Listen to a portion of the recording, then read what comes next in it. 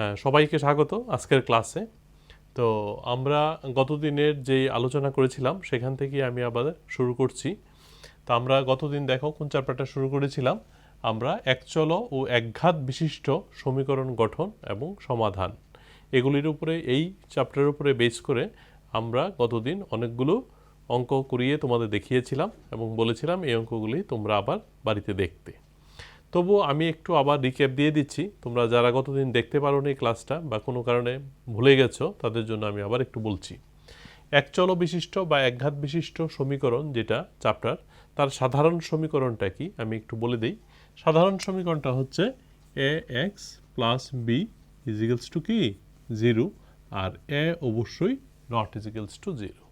এই ধরনের যে সমীকরণগুলো থাকবে এগুলিকে আমরা বলবো একঘাত বিশিষ্ট একচল সমীকরণ। এবং কেন এটাকে একঘাত বলা হবে দেখো, কারণ কি এখানে একটা চলরাশি আছে সেটা হচ্ছে এক্স, আর তার যে ঘাতটা আছে বা তার যে উপরে পাওয়ার বা সূচক বা এক্সপোনেন্ট সেটা হচ্ছে কত 1। তো এটা এজন্য আমরা এটাকে বলছি একচল বিশিষ্ট একঘাত বিশিষ্ট একটা সমীকরণ। তো এই সমীকরণের ক্ষেত্রে আমরা কিভাবে সমাধান করব, অর্থাৎ যে চলরাশিটা আছে এক্সের মানগুলো আমরা কি করে নির্ণয় করব তা সংক্রান্ত আমরা বিস্তারিত আলোচনা পূর্বের দিন থেকে শুরু করেছি। আজকে আমরা আরও তার থেকে কঠিন কঠিন নিয়মগুলো বা অঙ্কগুলো তোমাদের দেখাবো, এবং সমীকরণ গঠন করেও যে অঙ্ক করা যায় তারও কিছু কিছু উদাহরণ নিয়ে আজকের আলোচনা হবে। তাহলে A X plus B is equal to 0, এটা হচ্ছে সমীকরণ। এখানে অবশ্যই কি হবে, A not is equals to 0, কারণ কি এ যদি 0 হয়ে যায় তাহলে কিন্তু এক্স থাকবে না। তো যদি চলরাশি না থাকে আমরা এখানে কার ভ্যালু নির্ণয় করব। আরও একটা ইম্পর্টেন্ট কথা দেখো, এটাকে আমরা দাঁড়িপাল্লার সঙ্গে কম্পেয়ার করেছিলাম, যার বাঁ দিক ডান দিক এবং মাঝখানে একটা কি থাকে, কাঁটা থাকে। সেই কাঁটাটার উপরে বেস করে আমরা জিনিসপত্র মাপি, একদিকে আমরা বাটখারা চাপাই আরেকদিকে জিনিস চাপাই। তো এটার যেমন একটা দাঁড়িপাল্লার যেমন বাম দিক ডান দিক থাকে, মিডলে কাঁটা থাকে, এটাও কিন্তু অনেকটা এইরকম। দেখো আমরা যদি এখানে যে ইজিক্যাল টু চিহ্নটা আছে সেটাকে যদি কাঁটার সঙ্গে কম্পেয়ার করি, তার বাঁ দিকে একটা আছে 0 এবং তার ডান দিকে আছে কি এ এক্স প্লাস বি। এই হচ্ছে দুটো পক্ষ বা দুটো পার্শ্ব এই অঙ্কতে অবস্থিত। এখন একটা পার্শ্ব থেকে যদি আরেকটা পার্শ্বে যায়, যদি সাইডটা চেঞ্জ হয়, অর্থাৎ লেফট হ্যান্ড সাইড থেকে যদি রাইট হ্যান্ড সাইডে যায় তাহলে, অথবা রাইট হ্যান্ড সাইড থেকে যদি লেফট হ্যান্ড সাইডে হয়, একটা পক্ষ থেকে যদি আরেকটা পক্ষ আমরা একটা সংখ্যাকে বা চলরাশিকে নিয়ে যাই তাহলে কিন্তু তার চিহ্নগুলো পরিবর্তন হবে। প্লাস থাকলে মাইনাস হবে, মাইনাস থাকলে প্লাস হবে, গুণ থাকলে ভাগ হবে, এরকমভাবে পরিবর্তিত হবে। আরও একটা ইম্পর্টেন্ট কথা, যেহেতু মাঝখানে ইজিক্যাল টু আছে এর জন্য অঙ্কটার ক্ষেত্রে কিন্তু আমরা ইকুয়াল চিহ্ন ব্যবহার করতে পারবো না। শুরু করব আমরা অর অথবা বা লিখে শুরু করব, ঠিক আছে? তাহলে আমরা আরও আজকে নতুন কিছু অঙ্ক তোমাদের করে দেখাচ্ছি। তাহলে দেখো আজকের ফার্স্ট কোশ্চেন হচ্ছে 3x ইজিক্যালস টু হচ্ছে 2x প্লাস 18। তাহলে দেখো 3x equals two 2x plus 18, এই যে সমীকরণটি আছে এই সমীকরণটির মধ্যে কোন কোন জায়গাটাতে চলরাশি আছে আগে দেখে নাও। তাহলে 3x এখানে একটা চলরাশি আর 2x এখানে একটি চলরাশি। তাহলে আমাদের লক্ষ্যটা কি মনে আছে তো? আমাদের লক্ষ্যটা হচ্ছে যে চলরাশিগুলোকে আমরা বাঁ দিকে নিয়ে আসব, আর কনস্ট্যান্ট বা ধ্রুবক যে পদগুলো আছে সেটাকে আমরা ডান দিকে নিয়ে যাব। তাহলে চলরাশি এখানে কি কি আছে, 3x আছে আর 2x আছে, কিন্তু 2xটা কোন দিকে আছে দেখো সবাই, ডান দিকে আছে। তাহলে 2xটাকে আমার কোন দিকে আনতে হবে, বাঁ দিকে নিয়ে আসতে হবে। তাহলে বাঁ দিকে নিয়ে আসার নিয়মটা কি, 3x, দেখো 2x এর সামনে কোনো চিহ্ন নেই, মানে কি চিহ্ন আছে, প্লাস চিহ্ন। তাহলে প্লাস 2xটা যদি এখন দেখো ইজিক্যাল টু কোন দিকে আছে, ডান দিকে আছে। তাহলে যদি আমি এটাকে বাঁ দিকে নিয়ে আসি তাহলে প্লাস 2xটা কি হবে, মাইনাস 2x ইজিক্যালস টু 18। তাহলে দেখো 18-এর আগে কি চিহ্ন ছিল, প্লাস, এখানে কোনো চিহ্ন নাই মানে প্লাস, এটা কিন্তু কোনো পরিবর্তন হবে না। কেন? কারণ কি 18টা কিন্তু আগে কোথায় কোন দিকে ছিল, ইজিক্যাল টুর ডান দিকে ছিল, এখন ইজিক্যাল টুর ডান দিকেই কিন্তু 18 আছে। এই জন্য 18 ক্ষেত্রে কোনো চিহ্ন পরিবর্তন হবে না, যেহেতু এটার কোনো পক্ষ পরিবর্তন হয়নি। কিন্তু 2x-টা আগে ছিল কোন দিকে? ডান দিকে। এখন দেখো ইজিক্যাল টু এটা কোন দিকে চলে এসছে? বাঁ দিকে। এর জন্য প্লাস 2x-টা হয়ে গেছে কি?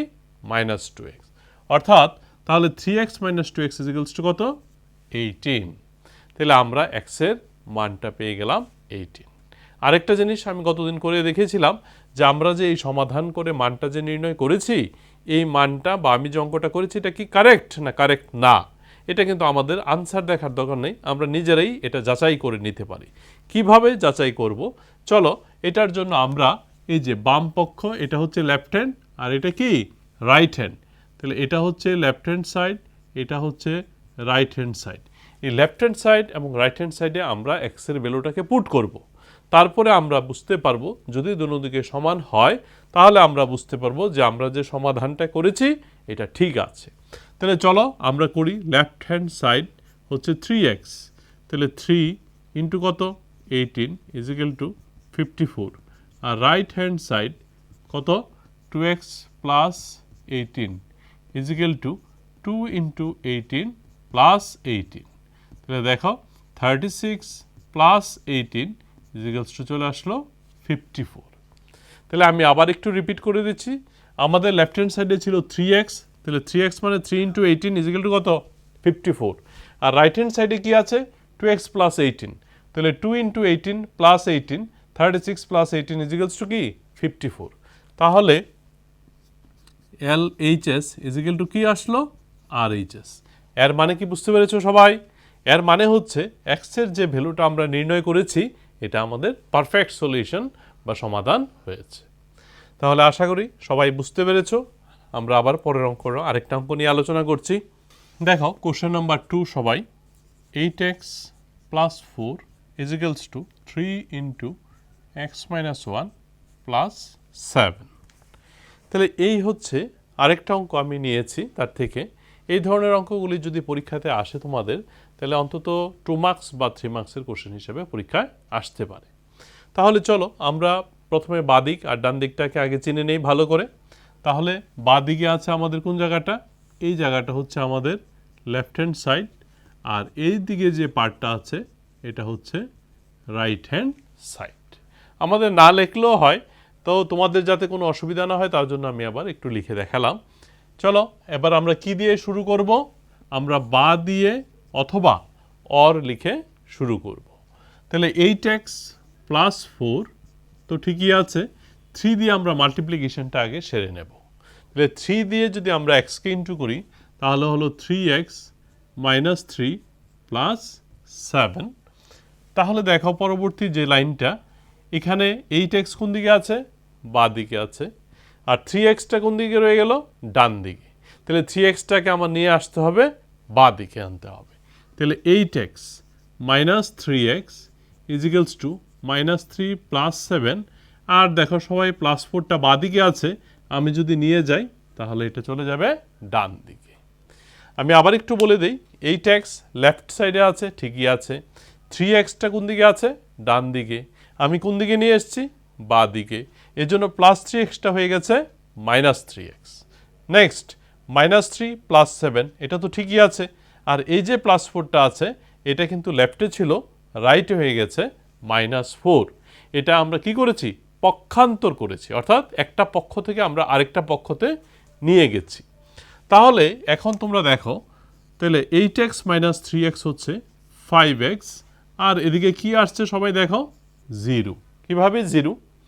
এখানে মাইনাস 3 আর মাইনাস 4 মিলে হচ্ছে মাইনাস 7, আর প্লাস 7 আর মাইনাস 7 মিলে হলো 0। তাহলে নেক্সট লাইনটা দেখো, x ইজিক্যাল টু কি হবে? 0/5। তাহলে 0/5 কি করে হলো? দেখো 5 ইন্টু এক্স, 5 আর এক্সের মধ্যে কি সম্পর্ক? মাঝখানে কি চিহ্ন আছে? ইন্টু। তাহলে এটা হলো লেফট সাইডে আছে ইন্টু, যখন এটা রাইট সাইডে যাবে অর্থাৎ ডান দিকে যাবে তখন এটা হয়ে যাবে ডিভিশন। তাহলে 0/5 ইজিক্যালস টু হচ্ছে 0। তাহলে এইভাবে সমাধান আমাদের হয়ে গেল। এখন ভেরিফিকেশনটা তোমরা করতে পারবে, আমি তবু একটু বলে দিচ্ছি মুখে দেখো।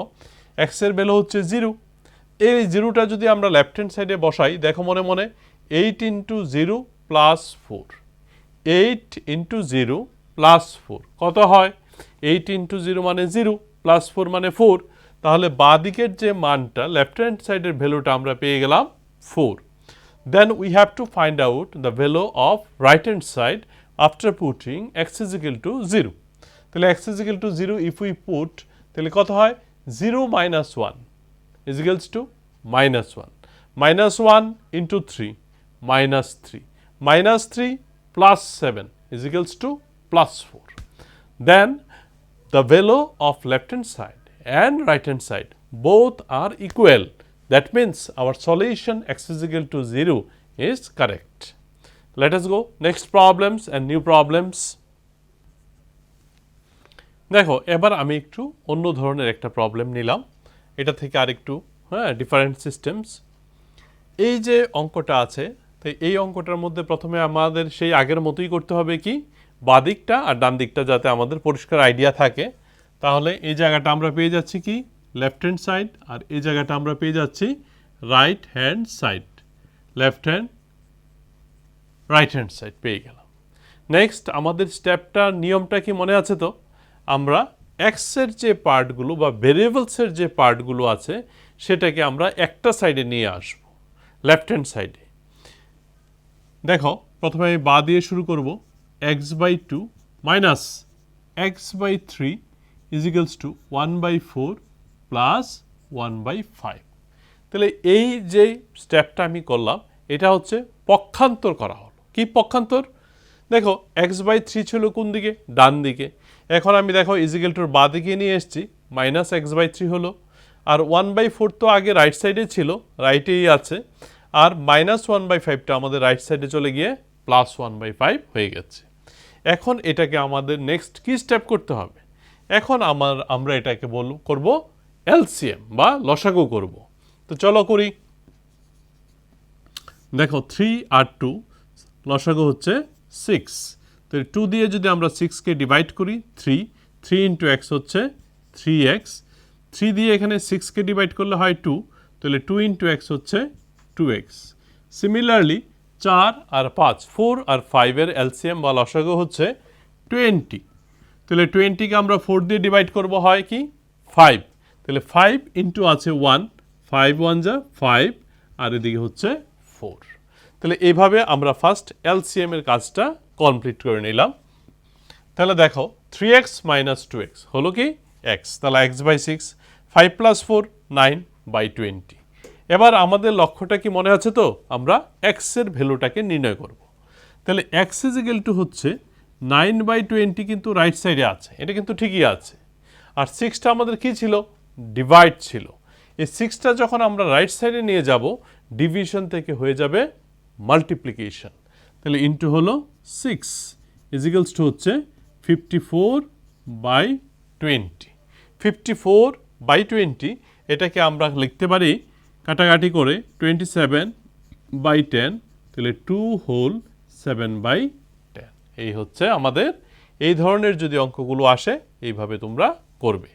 আরেকটা কথা হচ্ছে ভেরিফিকেশন বা তার তোমরা যাচাই করতে পারো যে সমাধানটা আমাদের ঠিক আছে কিনা। 27/10 এখানে বসাতে পারো, আবার এদিকে বসিয়ে left hand right hand equal হয় কিনা দেখে নিতে হবে। এবার আমরা আরেকটা ভিন্ন ধরনের অঙ্ক করছি, একটা প্রশ্নের অঙ্ক করছি। এক ধরনের এই যে অঙ্কগুলি তো তোমরা মোটামুটি দেখেছো, এরপরে আমি আবার 1-2টা কঠিন অঙ্ক দেখাবো। এখন প্রশ্নের অঙ্ক দেখো, আমাদের এখানে কিন্তু আছে সমীকরণ গঠন। তো সমীকরণ আমরা কিভাবে গঠন করব তার উপরে বেস করে আমি দুটো অঙ্ক আমি তোমাদের দেখাচ্ছি। দেখো কোশ্চেনটা আমি তোমাদের জন্য লিখে দিচ্ছি। কোশ্চেন নাম্বার 4, দুটি সংখ্যার সমষ্টি 95, দুইটি সংখ্যার সমষ্টি 95 এবং একটি সংখ্যা অপরটির চেয়ে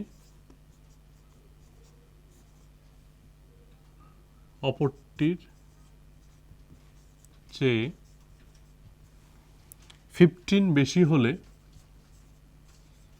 একটি সংখ্যা অপরটির চেয়ে 15 বেশি হলে সংখ্যা দুটি কি কি?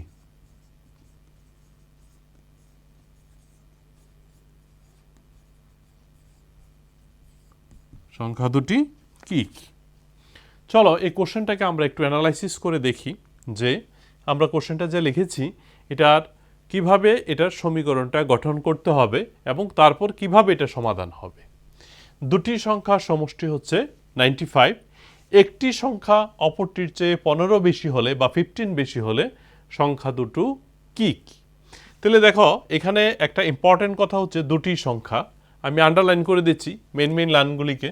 দেখো এই হচ্ছে দুইটি সংখ্যা, তাহলে আমাদের চিন্তা করতে হবে দুটো সংখ্যা আমরা কীভাবে নির্বাচন করব তার একটা ক্লু পাই কিনা। দেখো এখানে আরেকটা ইম্পর্টেন্ট কথা, একটি সংখ্যা আরেকটির চেয়ে 15 বেশি। তাহলে দেখো এখানে এই যে জায়গা দুটো আছে এই দুটার থেকে কিন্তু তুমি এই দেখো এই যে জায়গাটা আছে এই জায়গাটা আর এই যে জায়গাটি আছে একটি সংখ্যা আরেকটি সংখ্যার চেয়ে 15 বেশি, এই কথা দুটোর উপরে ভিত্তি করে কিন্তু আমরা সমীকরণটা গঠন করব এবং সমাধান পরবর্তী সময়ে করব। তাহলে দেখো একটি সংখ্যা আরেকটির চেয়ে 15 বেশি, তাহলে একটি সংখ্যা কত? একটা সংখ্যা 5 হতে পারে, 10 হতে পারে, 15, 20 হতে পারে, কিন্তু এরকমভাবে তো আমরা ধরতে পারবো না। এর জন্য আমরা ধরব একটা অজ্ঞাত রাশিকে ধরব। ধরো একটি সংখ্যা আমরা ধরে নিলাম কি x, তো একটা সংখ্যা যদি আমরা x পেয়ে যাই, আরেকটা সংখ্যা কি বলেছে? আরেকটি সংখ্যা 15 বেশি, এই সংখ্যাটা থেকে 15 বেশি হচ্ছে আরেকটি সংখ্যা। তাহলে একটা সংখ্যা আমরা কি ধরলাম x, আরেকটা সংখ্যা তার থেকে কত বেশি 15, তাহলে ওই সংখ্যাটা কত হবে x প্লাস 15। তুমি আরেকভাবেও বুঝতে পারো, তোমার বয়স কত 10 বছর, তোমার বোন তোমার থেকে 5 বছরের বড়, তাহলে বোনের বয়স কত হবে 10 প্লাস 5, ইন্টু করবে না কিন্তু 10 ইন্টু 5 করলে তো 50, তোমার বয়স হবে 10 আর তোমার বোনের বয়স হয়ে যাবে 50 বছর। তাহলে বুঝতে পেরেছ, তোমার বয়স যদি 10 হয়, বোন তোমার থেকে 5 বছরের বড়, মানে 10-এর পরে 11, 12, 13, 14, 15, 15 বছর আমরা এখানে যোগ করে বের করব। তাহলে চলো এই অঙ্কটা আমরা করে নেই। আনসার, মনে করি একটি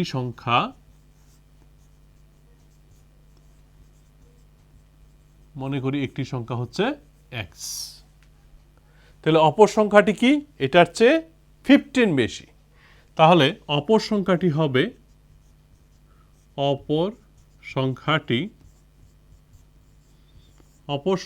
হবে x প্লাস 15। তাহলে কয়টা সংখ্যার কথা বলেছে দেখো তো কোশ্চেনে? দুটি সংখ্যা। তাহলে দুটি সংখ্যা কি আমরা পেলাম না পেলাম না? একটা সংখ্যা আমরা পেলাম x, আরেকটি সংখ্যা আমরা পেলাম x প্লাস 15, তাহলে দুটো সংখ্যা পেয়ে গেলাম। এবার এই দুটি সংখ্যাকে নিয়ে আমরা কি করব? গুণ করব না ভাগ করব? কি লেখা আছে? দুটি সংখ্যার সমষ্টি। সমষ্টি মানে কি? যোগ। তাহলে এই দুইটি সংখ্যাকে আমরা যোগ করব। তাহলে চলো লিখি, দুটি সংখ্যার যোগফল হচ্ছে x প্লাস 15 2x প্লাস 15। ঠিক আছে, এইখানে আমরা দুটি সংখ্যার যোগফল পেয়ে গেলাম, আর এখানে আমরা দুটি সংখ্যার সমষ্টি কত পেয়েছি 95। তাহলে চলো দুটি সংখ্যার সমষ্টি আমরা এখানে একটা x দিয়ে পেয়েছি আর একটা কোশ্চেনে দেওয়া আছে, তাহলে একটা জিনিসই কিন্তু আমরা দুইভাবে পেয়ে যাচ্ছি, সেম জিনিস। তাহলে আমরা লিখব অ্যাকর্ডিং টু কোশ্চেন অথবা প্রশ্নানুযায়ী। কি প্রশ্নানুযায়ী? 2x প্লাস 15 ইজিক্যালস টু হচ্ছে 95। তাহলে আমাদের এখন সমীকরণ গঠন কিন্তু হয়ে গেল। দেখো আমাদের চ্যাপ্টারের সমীকরণ গঠন ও সমাধান, তাহলে আমরা এই কোশ্চেনটাকে একটা সমীকরণে কনভার্ট করে নিয়েছি। First part of the problem we have already finished, now the solution we have to find out. তাহলে 2x প্লাস 15 ইজিক্যালস টু 95। তাহলে মনে আছে তো তোমাদের বাম পক্ষ ডান পক্ষ আবার আগের মতোই।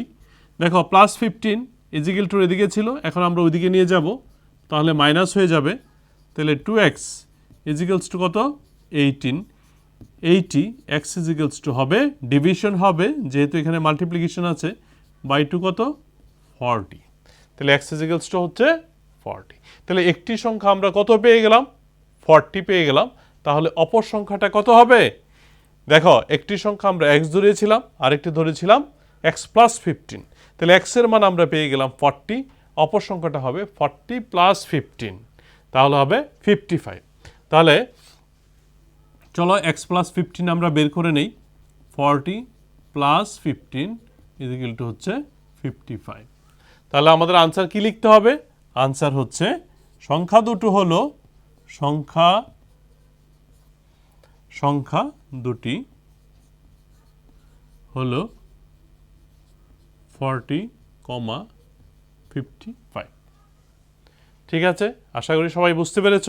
চলো এমন ধরনের আমরা এখন আরেকটা অঙ্ককে করে নিচ্ছি। দেখো, একটি মূলদ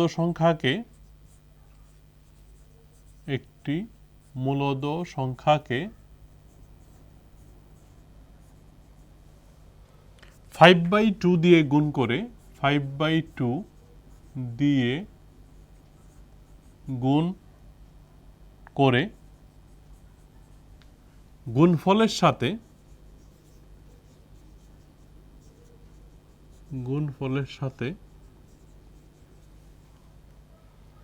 2/3 যোগ করিলে 2/3 যোগ করলে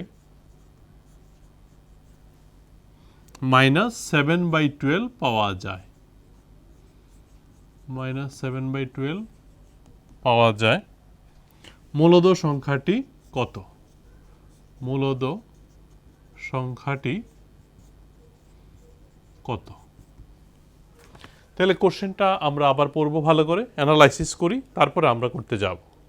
দেখো কোশ্চেনটা, একটি মূলদ সংখ্যাকে কত দিয়ে গুণ করতে বলেছে? 5/2 দিয়ে। তাহলে একটা মূলদ সংখ্যাকে আমাদের গুণ করতে হবে কত? 5/2 দিয়ে। দেখো ইম্পর্টেন্ট যে জায়গাগুলোকে আছে সেই জায়গাটাকে আমি একটু হাইলাইট করে দিচ্ছি, তাহলে আমাদের অঙ্কটা করতে সুবিধে হবে। একটা মূলদ সংখ্যাকে 5/2 দিয়ে গুণ করে তার গুণফলের সঙ্গে কি করতে বলেছে? 2/3 যোগ করতে বলেছে। যোগ করলে কত পাওয়া যাবে? -7/12 পাওয়া যায়।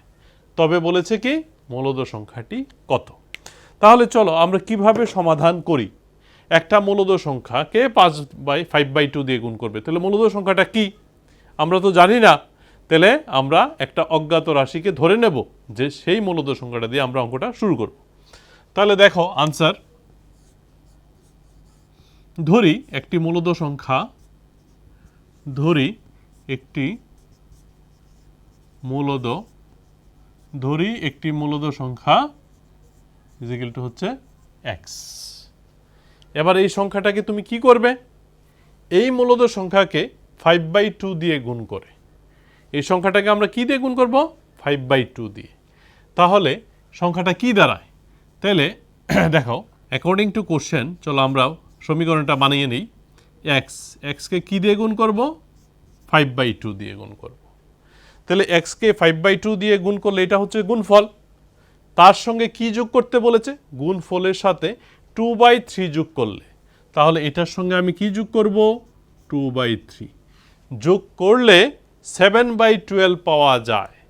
অর্থাৎ এই গুণফলের সঙ্গে 2/3 যদি আমি যোগ করি তাহলে টোটাল রেজাল্টটা কত আসছে? -7/12। অর্থাৎ এটাকে আমি লিখব -7/12। মূলদ সংখ্যাটি কত? অর্থাৎ এখান থেকে আমাদের কি বের করতে হবে? এক্স এর মান নির্ণয় করতে হবে। তাহলে এই হচ্ছে আমাদের সমীকরণ গঠন হয়ে গেল। আমি আবার একটু বলে দিচ্ছি তোমাদের জন্য, একটি মূলদ সংখ্যাকে 5/2 দিয়ে গুণ করে, তাহলে একটি মূলদ সংখ্যা কি? এক্স, তাকে কি দিয়ে গুণ করতে হবে? 5/2 দিয়ে গুণ করলাম। এই গুণফলের সঙ্গে কি যোগ করতে বলেছে? 2/3, তাহলে প্লাস 2/3 করলে কি পাওয়া যায়? -7/12, তাহলে ইজিক্যাল টু -7/12। এই হচ্ছে আমাদের ইকুয়েশন ফরমেশন কমপ্লিট। এখন আমরা চলে যাচ্ছি তার সমাধান কিভাবে করব। তো চলো, 5x/2 ইজিক্যালস টু -7/12 -2/3। দেখো সবাই বুঝতে পেরেছো কিনা? -7/12 তো ঠিক আছে, প্লাস 2/3টা ওইদিকে চলে গেল -2/3। এখন আমরা এই পার্টটা কি করতে হবে? লসাগু করে নিতে হবে। তাহলে দেখো 5x/2 ইজিক্যালস টু 12 -7, 3 দিয়ে আমরা যদি 12কে ডিভাইড করি 4 2 যা হচ্ছে 8, তাহলে -15/12 আমরা এখানে পেয়ে গেলাম। এখন এক্স বের করব, তো চলো কিভাবে এক্স করব। এক্স ইজ ইকুয়ালস টু -15/12 তো ঠিকই আছে, দেখো এদিকে কি আছে 5/2 আছে, এই 5/2 মাল্টিপ্লিকেশন, এই 5/2 যখন ওই দিকে যাবে তখন এটা হয়ে যাবে কি রিসিপ্রোকাল হয়ে যাবে। তাহলে 5/2 মানে ইনটুটা যখন ওইদিকে যাবে ডিভিশন হবে, আর ডিভিশনের জন্যই কিন্তু এটা রিসিপ্রোকাল হবে 2/5। তাহলে 2/5 যদি হয় তাহলে -3/6 ইজিক্যালস টু হচ্ছে -1/2। তাহলে x ইজিক্যালস টু আমরা পেয়ে গেলাম -1/2। এটাকে তুমি ইচ্ছা করলে আবার ভেরিফাই করতে পারো। কিভাবে ভেরিফাই করবে, ভেরিফিকেশনটা আমি একটু তোমাদের দেখাচ্ছি। দেখো ভেরিফিকেশনটা আমি দেখাই। x ইন্টু 5/2 প্লাস 2/3, চলো x এর ভ্যালু x ইন্টু 5/2 প্লাস 2/3, তাহলে x এর ভ্যালু কত দেখো তো, -1/2 ইন্টু 5/2 প্লাস হলো 2/3, তাহলে -5/4 প্লাস কত 2/3, তাহলে তোমাদের আসছে 12, 15, 8, তাহলে দেখো -7/12। তাহলে দেখেছো আমরা রাইট হ্যান্ড সাইডটা পেয়ে গেছি -7/12 এক্স এর ভ্যালুটা বসিয়ে। তাহলে এই হচ্ছে এক্স এর ভ্যালু কিন্তু আমরা -1/2 বসিয়েছি, বসিয়ে কিন্তু আমরা তার রাইট হ্যান্ড সাইড পার্টটা পেয়ে গেছি। এর মানে কি বুঝতে পেরেছো তো? তাহলে আমরা যে সংখ্যাটা এবং যেভাবে সমাধানটা করেছি পুরাটা কারেক্ট আছে সলিউশনটা, এভাবে তোমরা রিচেক করতে পারো। তাহলে দেখো সমীকরণ কিভাবে গঠন করবে এবং তার কিভাবে সমাধান করবে। আমরা এখানে 3টা অঙ্ক দেখালাম, এমন আরও বিভিন্ন ধরনের অঙ্ক তোমাদের আছে। এখন হচ্ছে যে আমরা আরেকটা সমাধান চলো তোমাদের দেখাই কিভাবে করবে। তাহলে দেখো আরেকটা 4 মার্কসের অঙ্ক আমি তোমাদের দেখাচ্ছি। 4 মার্কসের যদি সমাধান পরীক্ষাতে আসে কেমন ধরনের অঙ্ক আসতে পারে তার একটা প্রফর্মা আমি তোমাদের দেখাচ্ছি। এটা সমাধান করবে তোমরা 6 number question, m - m-1/2 1 - m-2/3। তাহলে এই ধরনের একটা অঙ্ক 3 বা 4 মার্কসের জন্য তোমরা আশা করতেই পারো। তাহলে এই যে অঙ্কটা আছে দেখো পুরো অঙ্কটার মধ্যেই কিন্তু এখানে m আছে, তো একদিকে আনতে হবে এনেও আমি করতে পারি অঙ্কটা, অথবা দুই দিকে রেখেও কিন্তু আমি অঙ্কটা করতে পারি, কোনো সমস্যা নেই। তাহলে দেখো আমি এভাবেই করছি, m এর নিচে কিছু নেই মানে কত 1, আর এখানে 1 এর নিচে আমি ধরে নিলাম 1 আছে আমাদের করার সুবিধার জন্য।